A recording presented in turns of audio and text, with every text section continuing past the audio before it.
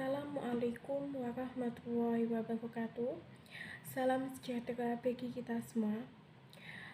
Saya Fisabila Esani Ananda Lutifala, nomor induk mahasiswa 2020-262.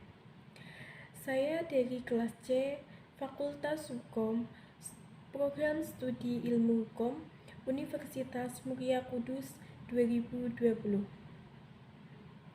Pelajaran yang bisa saya ambil dari kejadian yang pernah saya alami adalah kita hanya bisa merencanakan, akan tetapi Allah lah yang akan memberikan kehendak kepada kita tentang apa yang kita rencanakan.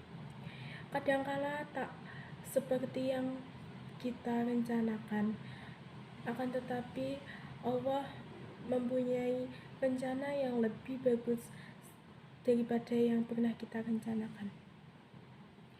Di sini saya akan mempresentasikan tentang satu materi yang berkaitan dengan pokok-pokok hukum administrasi negara.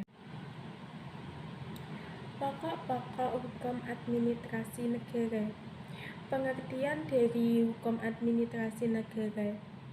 Hukum administrasi negara dalam bahasa Inggris disebut juga dengan administrasi law, adalah sebuah cabang dari ilmu hukum yang mempelajari mengenai tindakan dalam menyelenggarakan sebuah negara. Hukum ini juga dikenal sebagai hukum tata usaha negara atau hukum tata pemerintahan. Hukum administrasi negara adalah bagian dari hukum publik dan diturunkan dari hukum tata negara. Ia mengatur tindakan-tindakan dan keputusan yang dilakukan dan diambil oleh lembaga-lembaga pemerintahan dalam menjalankan roda negara sehari-hari. Sumber hukum administrasi negara. Sumber hukum administrasi negara. Ada dua sumber hukum dalam hukum administrasi negara, yaitu sumber hukum material dan sumber hukum formil. Sumber hukum material adalah faktor-faktor masyarakat yang dapat dengan mudah mempengaruhi pembentukan hukum atau faktor-faktor yang ikut mempengaruhi isi atau materi dari aturan-aturan hukum. Sumber hukum material meliputi 1. Sumber hukum sejarah atau histori. 2. Sumber hukum sosiologi atau antropologi. Pendekatan dengan kategori ini lebih menitikberatkan pada kondisi hukum yang sifatnya interdisipliner. 3. Sumber hukum filosofis. Ada dua faktor penting yang menjadi sumber hukum secara filosofis, yaitu tujuan hukum dan sebagai sumber untuk menaati kewajiban hukum atau sebagai faktor-faktor yang mendorong orang tunduk pada hukum. Sumber hukum formil. Secara sederhana dapat dikatakan bahwa sumber hukum formil adalah tempat atau sumber dari mana suatu peraturan memperoleh kekuatan hukum. Beberapa sumber hukum formil hukum administrasi negara yaitu 1. Perundang-undangan tercipta dalam konteks hukum positif tertulis yang dibuat, ditetapkan atau dibentuk oleh pejabat yang berwenang yang berisi tingkah laku yang berlaku dan mengikat secara umum. 2. Kebiasaan atau praktek tata usaha negara. Keputusan yang dikeluarkan oleh alat administrasi negara dikenal sebagai keputusan tata usaha hukum atau bashiking. 3. Jurisprudensi. Jurisprudensi dimaknai sebagai keputusan hakim terdahulu atau keputusan suatu badan peradilan terdahulu yang sudah mempunyai kekuatan. 4. Doktrin. Doktrin dipahami sebagai sebuah ajaran hukum atau pendapat para pakar ahli hukum yang berpengaruh.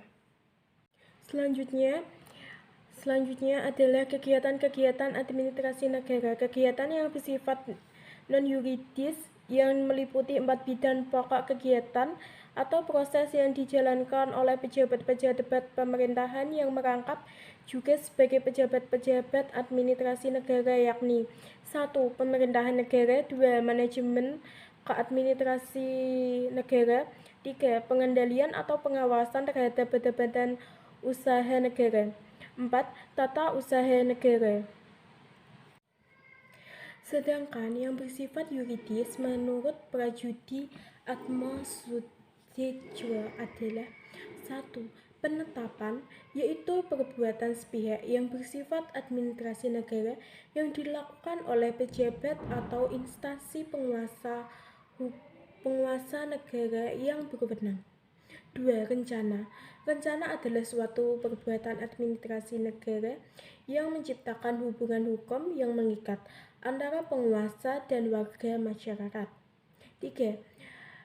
Norma jabaran. Perbuatan hukum dari penguasa administrasi yang membuat norma-norma agar isi undang-undang dapat bersifat konkret dan praktis sehingga dapat diterapkan menurut keadaan, waktu, dan tempat. 4. Legislasi semu. Pejabat administrasi juga berwenang untuk membuat aturan-aturan hukum yang dimaksudkan sebagai garis pedoman pelaksanaan polis atau kebijaksanaan suatu ketentuan undang-undang yang dipublikasikan secara luas. Syarat-syarat pelaksanaan hukum administrasi negara sebagai berikut. 1.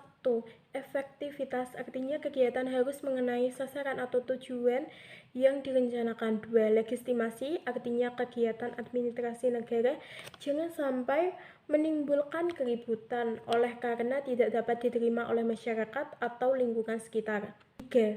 Yuriditas adalah syarat yang menyatakan bahwa perbuatan para pejabat administrasi negara tidak boleh melawan atau melanggar hukum dalam arti luas.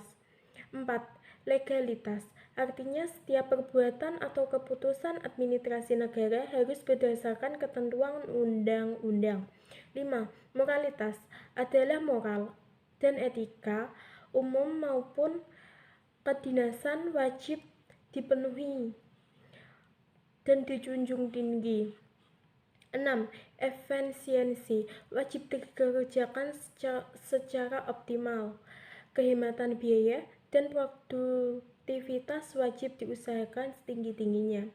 7. Teknis dan teknologi, wajib dipakai untuk mengembangkan atau mempertahankan mutu prestasi yang sebaik-baiknya.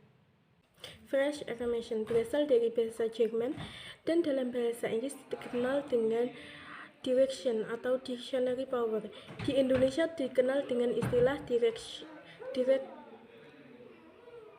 diskresi, yang berarti kebebasan bertindak atau keputusan yang diambil sendiri. Dalam membawa administrasi negara kepada suatu konsekuensi khusus memerlukan terjadinya pelanggaran terhadap hak warga negara yang semakin besar. Menurut Jamal 2017 dalam penelitiannya yang mengungkapkan asas Fresh Affirmation hadir sebagai dasar pemerintahan untuk membuat peraturan kebijakan agar penyelenggaraan fungsi pajak dapat terlaksana sebagaimana semestinya. Jadi, Fresh Affirmation merupakan kebebasan administrasi negara pemerintah berdasarkan penilaiannya sendiri. Selanjutnya, Deuterman du Pauboy. Penyalahgunaan kekuasaan dalam bentuk penyimpangan dalam jabatan atau pelanggaran resmi adalah tindakan yang melanggar hukum yang dilakukan dalam kapasitas resmi yang mempengaruhi kinerja tugas-tugas resmi. Asas-asas pelaksanaan pemerintahan yang baik. Asas kepastian hukum, asas kemanfaatan, asas ketidakpastian, asas kecermatan, asas tidak menyalahgunakan kewenangan, asas keterbukaan, asas kepentingan umum, dan yang terakhir adalah asas pelayanan yang baik. Sekian dari presentasi yang dapat saya sampaikan, kurang lebihnya saya mohon maaf. Akhirul kalam, wallahu muwaffiq ila wa min thoriq.